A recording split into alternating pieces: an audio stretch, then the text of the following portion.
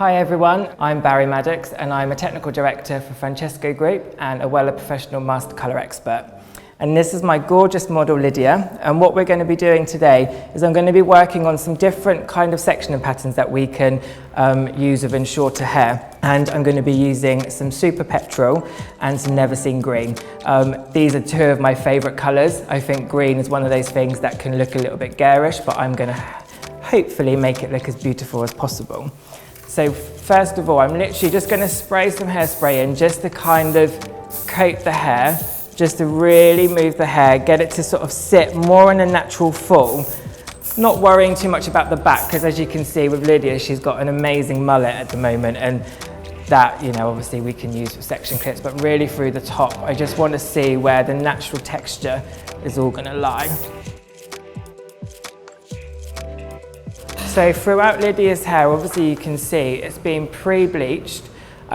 We've lightened it up. We've used Wellerplex in the bleach just to kind of maintain the integrity of the hair. Condition is paramount. You know, the better the condition of the hair, the easier you're going to find as a colorist to be able to get your colors to look as true and as beautiful as possible.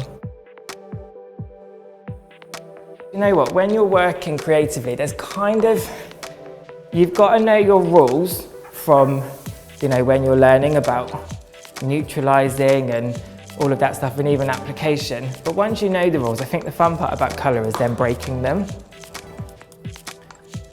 So taking a section about ½ an inch thick. My first colour, because I want to keep predominantly the sort of perimeter section a bit deeper, just to kind of maintain a bit more strength throughout the haircut, I'm going to be using the Never Seen Green, which has been diluted a little bit with Tomorrow Clear, just to really help kind of keep a little bit more softness, but at the same time have a bit of a punchiness to it as well.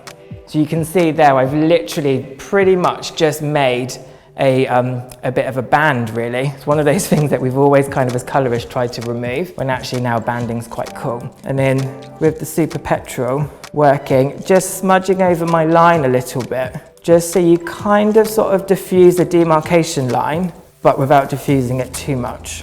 And actually what I love is how Lydia's hair on the ends, from, you know, previous colouring and stuff, has lightened to that point where it's a little bit raw, and to me, like, that's beautiful. So I'm actually going to leave certain areas of Lydia's hair out just as it is, because for me, I just love those cheeky little pops. So it's really important to kind of get that interlocking theme with the colour to make sure you're doing a different colour on top. Otherwise, you're going to find it's just going to be too blocky of one colour and not merging into the other. And you know what? There's no real rules to this. You can do finer bands if you want it to be a bit softer. If you want it to be more intense, you can do bigger bands. You know, it's really kind of, with this kind of technique, there's no sort of right or wrong way, and I think that's what I love. And as you can see there, I've decided to take my green section a little bit thicker. Just so happens green is my favourite colour. And again, as I'm going through, continuing on with our chalky route. So when we get nearer the top, when we work more through the front section, I'm going to be adding in another colour. So as I'm getting a little bit closer to the top, I'm just taking my root colour down a little bit more, because I just really want to start accentuating the length that we have left, and then it's going to be a little bit more fluid as we get more forward to the front. And again, it's really important to kind of maintain an even tension when you're applying the colour, so as it's going to be as even as possible. So through this undercut section, this is the section that we're literally going to be keeping. So I'm not marbling any of this. So this is literally roots to ends. And again, I think, you know, it's really important, you know, when you're putting your colours on, you know, comb it through. Think about the density of the hair. Like Lydia's hair is quite coarse, so I'm not going to be combing her hair through with anything kind of finer than a comb like this. I want to have an element of softness, because ultimately I'm trying to keep using quite intense colours but in a real beautiful way, so I want them to be a little bit more fluid. So by that, it's really important to take every section at an angle. So again, pulling my section forward, And as I'm getting further up, I'm just bringing my root bleed down just a little bit more. You know, and if you ever feel like you've taken your section a little bit too thick, you know, you can really move the hair and get that colour in. I'm literally taking a rectangular section about 1/2 inch deep, and I'm going to over direct this section back. Now, because this is the join from the back to the front, I need this bit is going to be my bit that's going to make it really fluid. So I'm going to maintain the kind of chalky, pinky root, and then I'm literally, just to clean the ends, I'm then going to start introducing the alumina colour of the 10-69 on the ends, just to clean that out. Then as we work forward, we're going to get a bit more intense and a bit more playful. So by over directing it back, I am accentuating the root whilst leaving myself some ends to play with. And again, this section's really important. There's going to be so many different ways that Lydia can wear this, and actually with the front, what I want to try and create is to have elements that actually she could probably hide. You know, so if she's having a kind of dressed down day and she can't really be bothered and she doesn't want her hair to look too in your face green, she can kind of comb it one way. And I think that's the amazing thing, you know, with techniques like this, they can be used quite versatile. So through this side section, it's cut quite short. So actually, I'm not really going to be putting a huge amount of colour on this. I just kind of want to maintain the root bleed through here, just to make a little bit more strength throughout the root, fading into the alumina colour to just keep that softness, because what I don't want this to do is to then start detracting from what we're going to have going on around the face. But I'm going to come to all of this section last. You know, and if you have hair that's kind of getting in your way, spray it up. So now through this top section, I'm now actually just going to take a bigger rectangular section.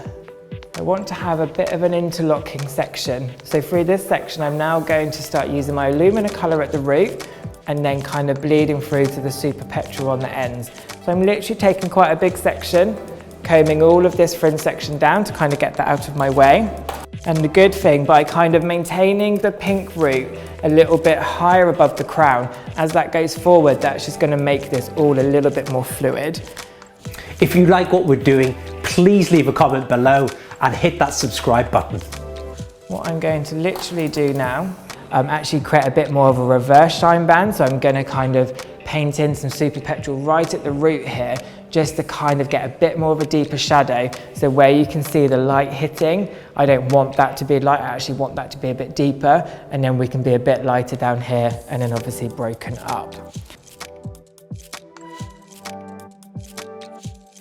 Now, when you're creating a shine band or a reverse shine band, however you want to call it, it's really important that this colour is painted on really thick. If it's not painted on thick, it isn't going to do that job that you want it to do. So actually feel like you're layering on top of the colour. Always put a layer, quite a thick layer of gel on first, then mix your colour into the gel and then put it on. If you put the coloured gel straight on blonde hair, it will stain. Now through the underneath layer of this, and that's just going to shift the underneath a bit. And then it's going to be, you know, when we start kind of moving it around, you're really then going to see this colour kind of, that's going to blend underneath, and you're going to have, it's going to look a little bit more versatile. So come into these side sections, my cheeky little favourite, and just freehanding that through the fringe. I'm going to be going through, painting on some section and just lifting the hair obviously away from the face and just thinking about where you want that extra place of colour. So I'm going to leave areas the light, and like I said, we're then going to kind of emulsify it through a little bit, so it's going to grab a little bit on those areas. And then through this top section, we're literally moving the hair around, and then with my glove, painting the colour straight on and just freehanding. Just to kind of get that real sort of rugged texture within the colour. And this is an amazing technique if you have curly hair and they're dark, and if you scrunch a little bit of pre-lightener in, And this is just going to tone those ends a bit. And that is that. And then we'll show you guys all a little bit later on.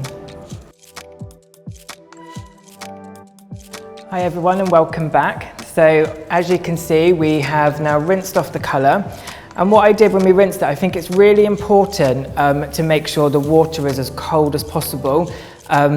These kind of fashion sort of shades, if you rinse them with hot water, it can sometimes pull it out and then you can get a little bit too much kind of seepage between the two colours.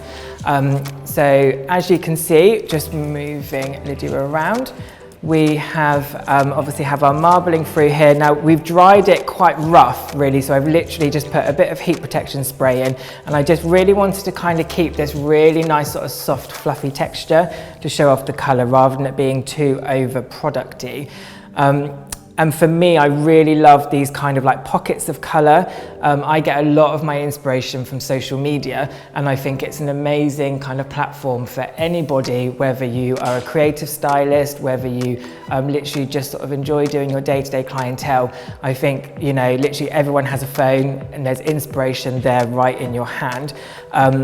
For me, like for my sort of inspirations, I love pretty much everything that Darren Ambrose does, and Clay Bowman with his colour work, and I've taken kind of inspiration from some of his work, kind of creating pockets of colour, which is quite famous within their work.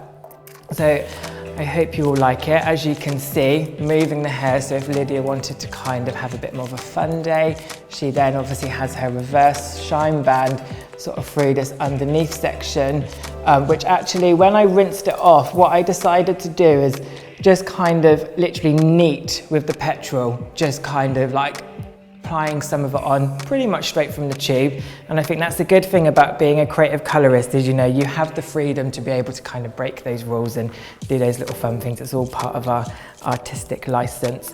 And you can see the more she moves around the top section, you have that kind of cheeky sort of pocket of color through there, and then through the back, the marbling technique, which just kind of gives that really sort of three-dimensional feel with the kind of chalky, dusty pink, which I think is pretty hot, and I hope you all like it as much as I do. Thank you very much for having me.